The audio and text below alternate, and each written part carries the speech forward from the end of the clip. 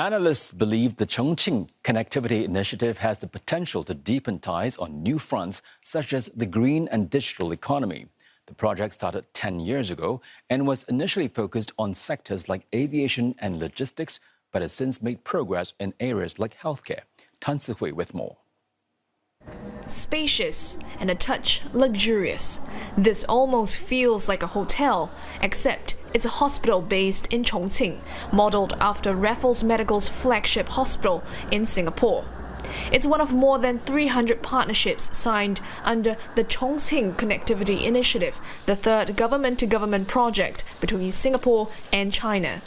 The project typically focuses on areas like finance and logistics, but it's set to enter a new phase, with Raffles Medical hoping to ride that wave.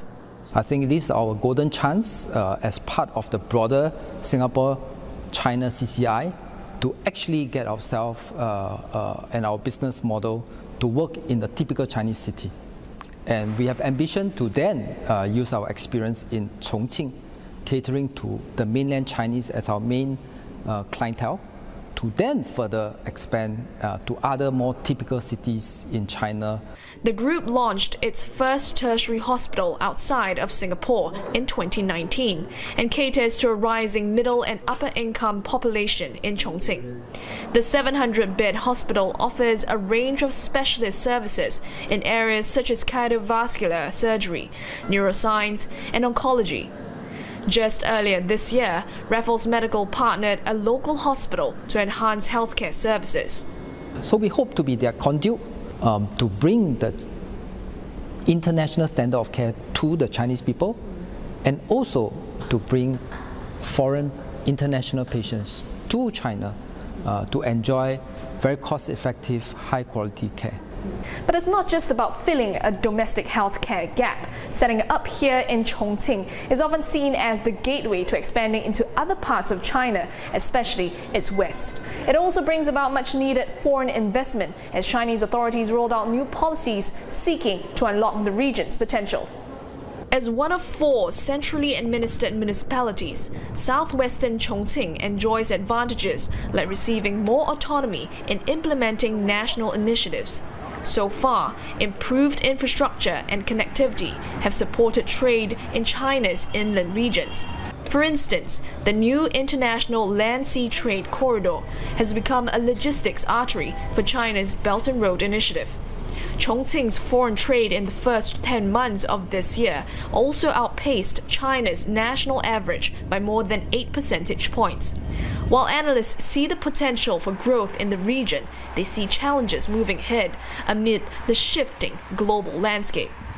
The Chongqing Connectivity Initiative is very trade-focused, the flow of goods and services. And of course, now that there's this global uncertainty over the trading environment, especially for the goods. So in some way, the tariff that's being imposed by the US will definitely have a bearing on the possibility of the free flow of goods within this connectivity initiative. Still, the project remains relevant, with Professor Low stating digitalization and sustainability as possible new areas of collaboration. There is also optimism among the Singapore community in the road ahead. China and Singapore can work together using CCI to refresh CCI, to trailblaze new development models of high-quality growth. Singapore and China are celebrating key milestones this year, including 35 years of diplomatic ties.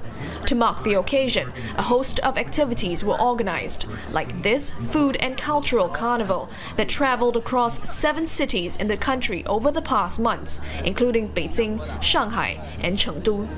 Si Hui, CNA, Chongqing, China. Deputy Prime Minister Yong says Singapore wants to work with China in areas like opening new pathways for investments and deepening trade ties. In an opinion piece, Mr. Gan says both sides are also exploring how to expand collaboration into third-country markets. For instance, helping companies in Southeast Asia expand to China through Singapore and vice versa. Mr. Gunn says both sides will continue to work together on low-carbon technologies, climate efforts, and Singapore's energy transition, while deepening exchanges on AI regulations. He says that underpinning all these are strong people-to-people ties, which both sides will continue to deepen through engagements at all levels, from official visits to youth and sports events.